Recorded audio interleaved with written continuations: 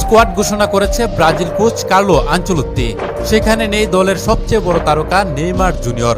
দলে জায়গা করে নিতে না পারায় কেঁদে কেঁদে বলছেন, আমি হয়তো আর ফিরতে পারবো না আমার এই প্রিয় হলুদ জার্সি গায়ে।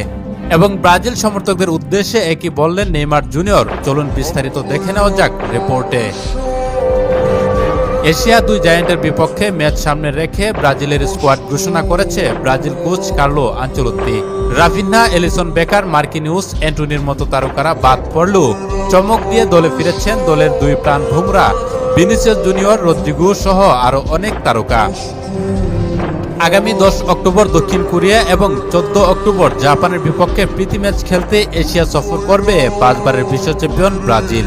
বিশ্বকাপের আগে নিজেদের ঝালাই করে নিতে 2022 বিশ্বকাপের আগেও এই দুটি দেশের বিপক্ষে মাঠে নেমেছিল নেইমার জুনিয়ররা। এবারও তার কোনো ব্যতিক্রম হয়নি। 2026 বিশ্বকাপ সামনে রেখে নিজেদের প্রস্তুতি ম্যাচ খেলতে এশিয়া সফর করছে। এই দুটি ম্যাচ সামনে রেখে ব্রাজিল কোচ যে স্কোয়াড ঘোষণা করেছে তার মধ্যে দলের অভিজ্ঞ তারকারা ফিরলেও ফিরতে পারেননি হতবাগা নেইমার জুনিয়র। অনুশীলন সেশনে চোট পেয়েছেন নেইমার এবং নেইমার আনফিট বলে তাকে স্কোয়াডে রাখেননি কোচ কার্লো আনচেলত্তি। দলে জায়গা না পেয়ে দুঃখ প্রকাশ করলেন সোশ্যাল মিডিয়ায়। বললেন, দলে জায়গা না পেলেও শুভকামনা জানাই আমার প্রিয় টিম ব্রাজিলকে।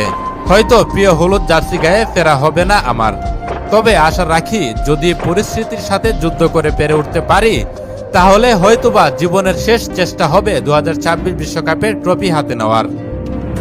আর না হয় কালের অবর্তনে চাপা পড়ে যাব আমি নেইমার জুনিয়র।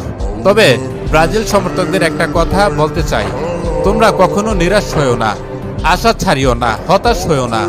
যারা আমার অবর্তমানে দলে আছেন তারা অবশ্যই তোমাদের প্রত্যাশা পূরণ করতে প্রাণপণ দিয়ে চেষ্টা করবে।